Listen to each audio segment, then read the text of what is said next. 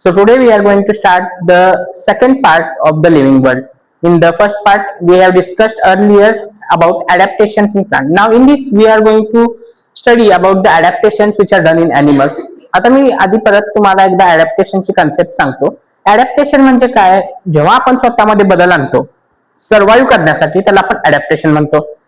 तर आता हे adaptation जसे प्लांट्स करतात वेगवेगळ्या हॅबिटेट मध्ये, त्याच पद्धतीनं एनिमल्स पण वेगवेगळ्या हॅबिटेट मध्ये स्वतःमध्ये बदल आणत असतात. आता जर आपण अक्वॅटिक हॅबिटेट मध्ये बघितलं तर आता आपण जे लँडवर राहतो इथं आपल्याला रेग्युलर लाईफ मध्ये वेगवेगळ्या टाईपचे एनिमल्स बघू शकता तुम्ही. कॅट्स आहेत, डॉग्स आहेत, अजून खूप वेगवेगळे. पण आपल्याला अक्वॅटिक मध्ये त्याच टाईपचे एनिमल्स दिसणार नाहीत. त्यांच्यामध्ये काही ना काही फरक असणार, कारण की तिथल्या परिस्थिती वेगळी आहे. वॉटर मधली राहण्यासाठी, त्यांना सर्व्हाइव्ह करण्यासाठी वेगवेगळे त्यांना स्वतःमध्ये चेंजेस आणावे लागणार. तर सगळ्यात चांगलं एक्झाम्पल आपण जर अक्वॅटिक मध्ये बघितलं तर ते आहे फिश. ओके, इथं कोणाला तर एक्झाम्पल अजून एक सांगायचं आहे? सांग रे. शार्क. ओके, तर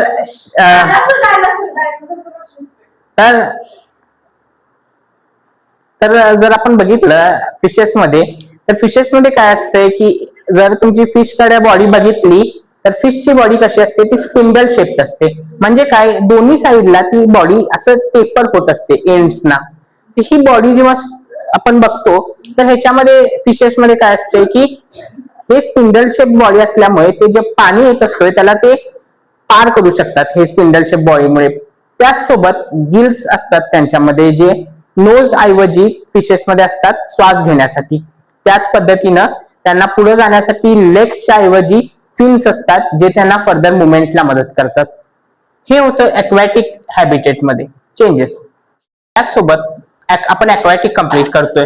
पुढे आपल्याकडे येतात ग्रासलँड हॅबिटेट. ग्रासलँड मध्ये आपण जेव्हा प्लांट्स मध्ये स्टडी करत होतो, ग्रासलँड रिजन मध्ये काय असतात, खूप मोठे मोठे बुशेस असतात, ग्रास असतात.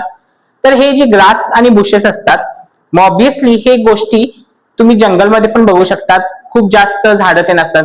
ह्या सगळ्या गोष्टी ना नेहमी अॅनिमल्सला फेवरेबल असतात. फॉर एक्झाम्पल जर आपण बघितलं, एलिफंट्स असू दे, नाहीतर अजून कुठले लायन, टायगर, हे सगळे जे अॅनिमल्स असतात त्यांना स्वतःची जेव्हा पिल्लं होतात ते त्यांना सर्व्हाइव्ह करू देत पिल्लं, बाकी प्रेडेटर्स त्यांना खाऊ नये यासाठी ते नेहमी एक स्पॉट शोधत असतात ज्यामध्ये ते कॅमोफ्लाज होतील. कॅमोफ्लाज म्हणजे काय की इतरांना समजू नये सोप्या पद्धतीने की बाबा ते तिथं आहेत, ज्यामुळे त्यांच्या प्राणाचे रक्षण होतील. तर अशा पद्धतीनं ग्रासलँड्स मध्ये आपल्याला कार्निवोर्स अॅनिमल्स आणि हेर्बिवोर्स अॅनिमल्स दोन्ही पण दिसायला मिळतात.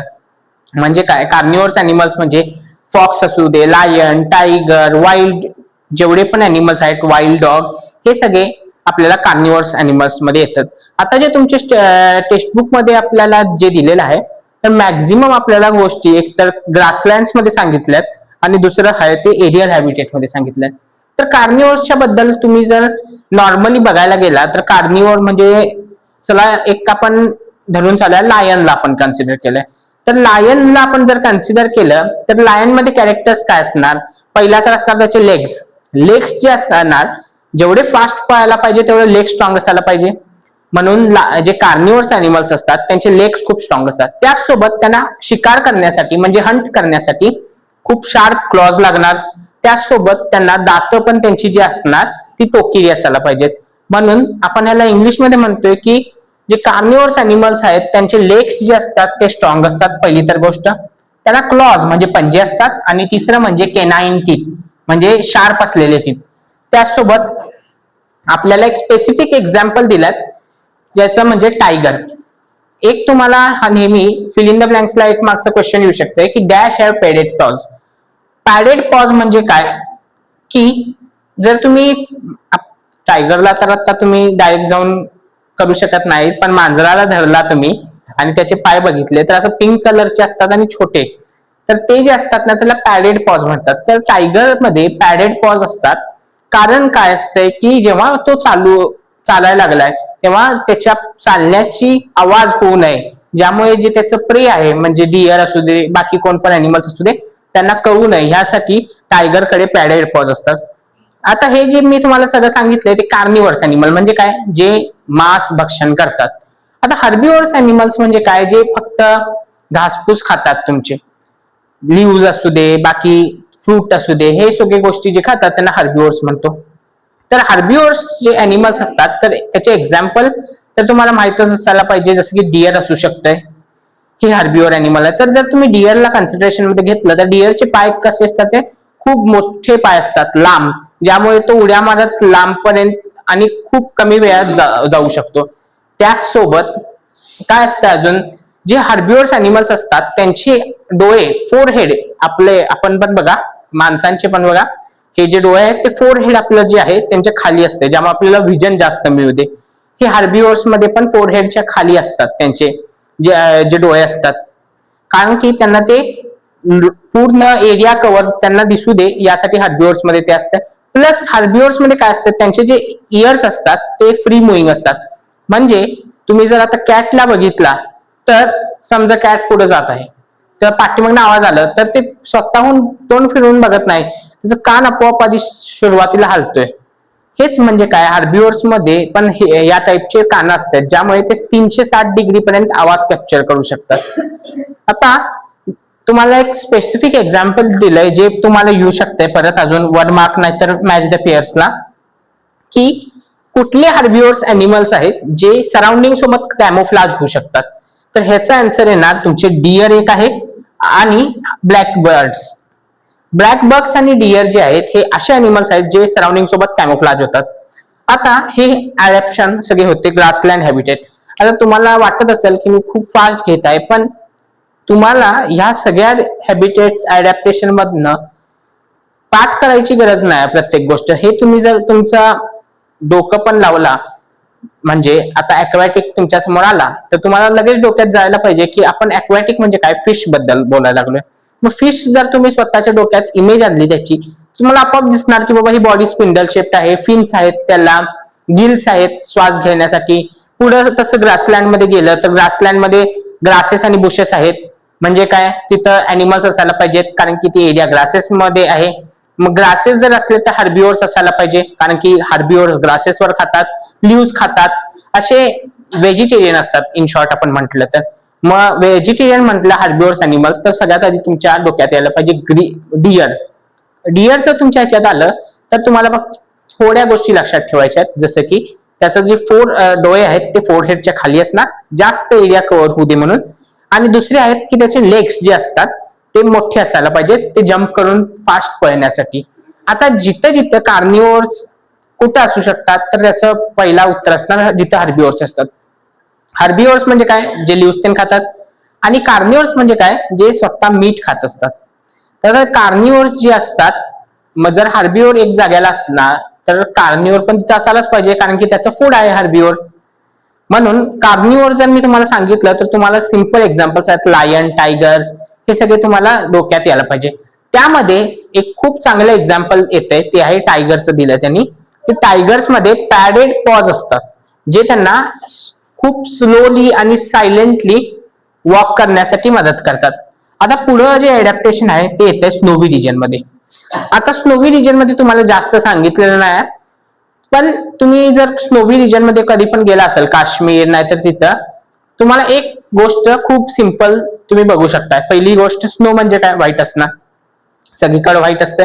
मग तिथले जे अॅनिमल्स असतात ते पण व्हाईट कोट असलेले असतात. म्हणजे काय, मॅक्झिमम जे अॅनिमल्स असतात व्हाईट कलरचा कोट असतो त्यांचा, कोट नाही तर फर म्हणू शकताय तुम्ही. हे का असतंय, कारण की त्यांना थंडीपासून वाचू दे म्हणून तिथं खूप जास्त त्यांच्या अंगावर हेअर्स असतात आणि फर असतो. हे तुम्हाला अडॅप्टेशन स्नोवी रिजन मध्ये. आता स्नोवी रिजनचं एक्झाम्पल तुम्हाला स्वतःला यायला पाहिजे, ते असणार पोलार बियर असतात. स्नोवी रिजन म्हटल्याबरोबर तुमच्या डोक्यात यायला पाहिजे की पोलार बियर हे स्नोवी रिजन मध्ये असतो. पोलार बियर जर तुम्ही इमेज स्वतःकडे आणली, काय होणार, पांढरं कलर, याक, बरोबर, याक एक एक्झाम्पल आहे. डोक्यात इमेज आहे ना, याक म्हणजे काय, त्याच्यात तुम्ही लगेच इमेज आणल्यावर तुम्हाला समजणार की बाबा याच्याकडे केस जास्त असायला पाहिजेत, फर जास्त मोठा असणार. का असणार, स्नोवी रिजन मध्ये आहे, थंडीपासून वाचवण्यासाठी. त्यासोबत पुढचं हॅबिटेट एक येते, ते एरियल हॅबिटेट. एरियल हॅबिटेट मध्ये काय असतंय, मेन गोष्ट म्हणजे आकाशात उडणे. तर आकाशात उडण्यासाठी आपण एक्झाम्पल काय म्हणू शकतो की बर्ड्स जे पण असतात आपल्याकडं, हे बर्ड्स आपण जर बघितले तर वेगवेगळ्या टाईपचे असतात. वेगवेगळ्या टाईपचे बर्ड्स मध्ये पण एक गोष्ट कॉमन असते, काय की जर तुम्हाला आकाशात उडायचे असले तर तुमची वजन कमी असायला पाहिजे. म्हणजे तुम्ही कुठल्या पण ऑस्ट्रिचला घेऊन आकाशात उडवू शकत नाही. लाईट वेटेड बर्ड असला तरच तो उडू शकतो. इगल वेट कमी आहे म्हणून तो उडवू शकतो. आता ह्यामध्ये खूप इम्पॉर्टंट एक्झाम्पल्स दिलेले आहेत. एरियल दोन तुम्हाला हॅबिटेट खूप चांगल्या पद्धतीने लक्षात ठेवायचे आहेत, ते म्हणजे ग्रासलँड हॅबिटेट, इथं तुम्हाला एक्झाम्पल्स हे दिल्यात, आणि एक आहे एरियल हॅबिटेट. तर एरियल हॅबिटेट मध्ये तुम्हाला काय असतंय की जे बोन्स असतात हे खूप त्यांचे हॉलो बोन्स असतात. बर्ड्सना नेहमी हॉलो बोन्समुळे आपण ओळखतो. हॉलो म्हणजे काय, आपण जे साधे टाईपचे बोन असतात ते खूप हार्ड असतात, पण बर्ड्सचे जे बोन्स असतात ते खूप हॉलो असतात, म्हणजे तेवढे स्ट्रॉंग नसतात. तर हॉलो बोन्स आणि स्पिंडल शेप, आपण फिश मध्ये पण बघितलेलं की बॉडी त्यांची स्पिंडल शेप असते. त्याच पद्धतीनं स्पिंडल शेप बॉडी तुम्हाला बर्ड्स मध्ये पण दिसायला मिळते. आता ह्यामध्ये त्यांचे जे फोर लिम्स असतात, फोर लिम्स म्हणजे काय, पाय पाय त्यांचे कन्वर्ट झालेले असतात विंग्स मध्ये. त्याचसोबत आता इथं तुम्हाला काही एक्झाम्पल दिल्यात, त्यामधलं सगळ्यात इम्पॉर्टंट एक्झाम्पल ते आहे बॅटचं. तर बॅटचं एक्झाम्पल काय, बॅट्स कडं विंग्स नसतात, त्यांची जी स्किन असते स्किनच कन्वर्ट झालेली असते विंग्स टाइप मध्ये, त्याला आपण म्हणतो पॅटॅजियम. हे एक्झाम्पल तुम्हाला विचारणारच की dash fly with the help of patagium, तर त्याचा आन्सर येणार बॅट. त्याचसोबत इन्सेक्ट जे असतात त्यांच्याबद्दल तुम्हाला काही सांगितलेलं आहे की 2 पेअर ऑफ विंग्स असतात त्यांना आणि 6 लेग्स असतात. तर हे सगळे होते हॅबिटेट इन एरियल हॅबिटेट. म्हणजे तुम्हाला आकाशात कुठलंही एरियल नाव ऐकल्याबरोबर ऐकलं तर एकच गोष्ट लक्षात ठेवायचा, आपल्याला बर्ड बद्दल विचारत आहे. बर्ड मध्ये काय असणार, बोन्स हॉलो असणार, त्यांच्याकडे फोर लिम्ब कन्वर्ट होणार विंग मध्ये. एक्सेप्शन्स काही असतात जी असतात बॅट्स. बॅट्स म्हणजे काय, त्यांना विंग्स नसतात, त्यांची स्किनच विंग टाइप काम करत असते, ज्याला आपण म्हणतो पॅटॅजिंग. And we can see in reptiles. So now we will talk about the reptiles. The reptiles means what? जे animals चालू शकत नाही ते क्रॉल करतात. क्रॉल म्हणजे काय, घसरतात जमिनीवर. स्नेक्स ते बघा काय करतात, ते स्लाइड करत जातात ना जमिनीवर, त्यांना आपण म्हणतो रेप्टाइल्स. तर हे जे रेप्टाइल्स असतात ना, एक खूप चांगले एक्झाम्पल तुम्ही कधी पण तुम्हाला विचारलं रेप्टाइल्स म्हणजे काय, एकच तुम्हाला एक्झाम्पल लक्षात आलं पाहिजे, ते आहे स्नेक्स. स्नेक्स काय असतात, ते जमिनीवरनं जात असतात. मग ते काय असतात, त्यांना पाय नसतात का रे, काही स्नेक्सना पाय असतात, पण मेजॉरिटी स्नेक्सना पाय नसतात. मग स्नेक्स तुम्ही नेहमी रेप्टाइल्स म्हणल्यावर लक्षात घ्या. त्यांच्यामध्ये कसं स्किन, बॉडी, कलर आणि सोल ऑफ इट मध्ये होत आहे. तुम्हाला याच्याबद्दल टेक्स्टबुक मध्ये जास्त सांगितलं नाही, पण मी फक्त तुम्हाला इन्फॉर्मेशन साठी सांगतो. जे रेप्टाइल्स म्हणजे स्नेक असतात, त्यांची स्किन जी असते ना, ती स्किन सोडतात पाठीमागे काही वेळ झाल्यानंतर ना, स्वतःची स्किन काढून टाकतात आणि त्यांच्यावर नवीन स्किन येते. हे एक टाइप ऑफ ॲडॅप्शन आहे त्यांचं, ॲडॅप्टेशन. त्याचसोबत त्यांचे पाय नसतात, हे खूप मोठे मिथ आहे. स्नेक्सना पाय असतात पण खूप छोटे असतात, जे आपल्याला दिसत नाही, पहिली गोष्ट. त्याचसोबत हाऊस लिझार्ड्स, आपले लिझार्ड्स जे पण असतात, हाऊस लिझार्ड असते, मॉनिटर लिझार्ड, गार्डन लिझार्ड, हे सगळ्या लिझार्ड्स कडे बघितलं ना, त्यांच्याकडे क्लॉड टोज आणि थिन स्किन असते. तर तुम्हाला कोणी पण हे विचारू शकतात फिल इन द ब्लँक्सला की dash reptiles which have clawed toes and thin skin, तर त्याचं उत्तर येणार house lizard and monitor lizard. त्याचसोबत तुमचे जेवढे पण ॲडॅप्टेशन्स आहेत ॲनिमल्स मध्ये हे पूर्ण होतात. तर त्याचसोबत आता आपण आपले पूर्ण ॲडॅप्टेशन सगळे संपलेले आहे. आपण सुरुवात केली ॲडॅप्टेशन म्हणजे जगण्यासाठी जेव्हा आपण चेंजेस करतो आपल्यामध्ये, ते ॲडॅप्टेशन म्हणतो आपण त्याला. तिथून आपण सुरुवात केली. आपले प्लांट्स बद्दल आपण सगळे ॲडॅप्टेशन बघितले आणि ॲनिमल्स बद्दल पण बघितले. आता काही छोटे छोटे गोष्टी आपल्याला माहीत करून घेण्यासाठी इम्पॉर्टंट आहे. ते म्हणजे चार्ल्स डार्विन नावाचा एक सायंटिस्ट होता. हे चार्ल्स डार्विन खूप मोठे सायंटिस्ट आहेत आणि यांनी खूप मोठे चांगले रिसर्च केलेली आहे. तर यांची सगळ्याची मोठी रिसर्च आहे ती आहे the survival of the fittest theory. Survival of the fittest theory म्हणजे काय की त्यांनी इंग्लिशमध्ये असं सांगितलेलं की whoever makes changes in themselves in order to survive is selected by the nature and given a chance to reproduce and make offsprings, due to which their generation keeps on going. याचा simple मराठीमध्ये अर्थ म्हणजे जो animal असू दे, plant असू दे, स्वतःमध्ये changes करतो, तो ॲनिमल सर्वाईव्ह करू शकतो आणि तोच पुढची स्वतःची पिढी बनवू शकतो, म्हणजे स्वतःची पोरं बाळं बनवू शकतो. हे theory survival of the fittest Charles डार्विनने दिलेली आणि त्यांना एक प्रिन्सिपल दिलेली की नॅचरल सिलेक्शन. आता हे नॅचरल सिलेक्शन बद्दल आपण थोडं बोलूया. नॅचरल सिलेक्शन म्हणजे काय? आधी आपले जे अर्थ होती त्यावर डायनासोर्स होते, पण डायनासोर्स आता आहेत का? तर उत्तर आहे नाही. का? की वेगवेगळे इव्हेंट्स झाले अर्थवर. आईस एज आली, त्यानंतर मीटिओर फॉल झाला, व्हॉल्कॅनोज बर्स्ट होत होते. हे सगळे जे इव्हेंट्स होते त्यामध्ये डायनासॉर्सनी स्वतःमध्ये चेंजेस केले नाही, त्यामुळे ते आता टिकू शकले नाही. मग चार्ल्स डार्विनने काय आपल्याला सांगितलं की तुम्ही वेळेनुसार आपल्यामध्ये चेंजेस केले, नेचर बदलायला लागलं तसं, तरच तुम्ही पुढं जाऊ शकणार, नाही तर नाही. तर हे सगळं तुम्हाला फक्त एक स्टोरी टाईप लक्षात ठेवायची. मेन गोष्ट काय असणार की the theory of survival of the fittest कोण दिल्या? उत्तरे चार्ल्स डार्विन. आणि प्रिन्सिपल काय होते त्याचं? Natural selection. हे दोनच ओळी तुम्हाला लक्षात ठेवायचे आहे.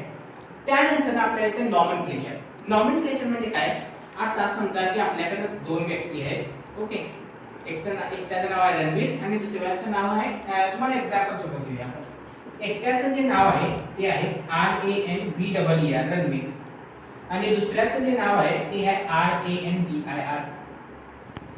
तर जर कोणीही व्यक्ती असला त्यांना रणवीर असं बोलला तर ह्या दोघांचे पण प्रोनाउन्सिएशन तेच होते. RANVER ह्याचं पण तेच नाव आहे आणि RANVIR जे आहे ते पण नाव एकच आहे. मग हे दोघं पण कन्फ्यूज होऊ शकतात. त्यामुळे काय झालं की एक ग्रुप ऑफ सायंटिस्ट एकत्र आले आणि त्यांनी ठरवलं की आपण प्रत्येक ऑर्गॅनिझमला युनिक नाव द्यायचं. आता हे जे नावं असतात हे लॅटिन भाषेमध्ये दिली, इंग्लिशमध्ये नाही. का? ह्याचं कारण आहे लॅटिन भाषा ही डेड लँग्वेज म्हटली जाते. डेड लँग्वेज म्हणजे काय? आता लॅटिन भाषा जास्त लोकांना माहीत नाही, म्हणून ती भाषामध्ये नवीन शब्द बनू शकत नाही. इंग्लिशमध्ये तुमचे रोज नवीन शब्द बनू शकतात, पण लॅटिन आता वापरतच नाही, म्हणून शब्द त्याच्यामध्ये वाढत नाहीत. मग ते शब्द जे आता आहेत तेच पुढे पण राहणार आहेत, म्हणून त्यांनी लॅटिन भाषा स्वीकारली आणि त्यानंतर ना त्यांनी प्रत्येक ऑर्गॅनिझमला नाव द्यायचं असं ठरवलं. त्यामध्ये एक सायंटिस्ट होते ज्यांचं नाव होतं कार्ल लिनियस. हे कार्ल लिनियस जे सायंटिस्ट होते त्यांनी एक इम्पॉर्टंट नॉमेनक्लेचर दिला, त्याला आपण म्हणतो बायनॉमियल नॉमेनक्लेचर. तुम्हाला हे प्रश्न फिल इन द ब्लँकला येऊ शकतंय की कार्ल लिनियसनी कोण काय दिलं, तर उत्तर येणार बायनॉमियल नॉमेनक्लेचर. नाही तर असं पण येऊ शकतंय की binomial nomenclature was given by dash, तर उत्तर येणार कार्ल लिनियस. हे बायनॉमियल नॉमेनक्लेचर म्हणजे काय? ह्याच्यामध्ये त्यांनी सांगितलं की प्रत्येक ऑर्गॅनिझमला आपण दोन नावामध्ये कन्वर्ट करतो. पहिला असतो जीनस आणि दुसरा असतो स्पीसीज. जीनस नेहमी आपण कॅपिटल वर्डनं कॅपिटल लिहितो आणि स्पीसीज स्मॉल अक्षरनं लिहितो. आता आपण गायला म्हटलं तर इंग्लिशमध्ये त्याला काऊ म्हणतो, पण काऊजमध्ये वेगवेगळे टाईपचे काऊज असू शकतात. जसं आपल्याला पण माहित आहे इंडियामध्ये अनेक टाईपचे व्हरायटीचे काऊज आहेत.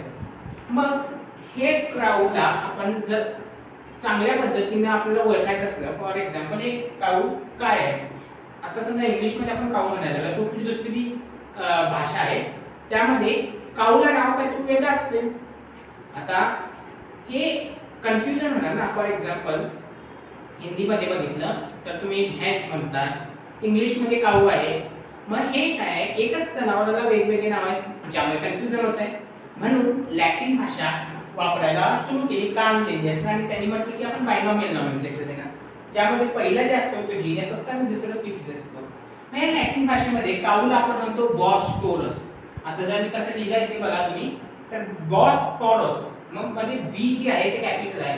का आहे की जीनस नेहमी आपण कॅपिटल वर्डनं लिहितो आणि स्पीसीज स्मॉल लिहित असतो. आता जोवानला आपण म्हणतो सोरगम बायकलर.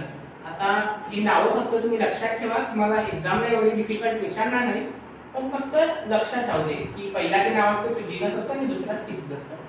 यासोबत तुमचं जे फर्स्ट लेसन आहे द लिव्हिंग वर्ल्ड आपण कंप्लीट केलेलं आहे.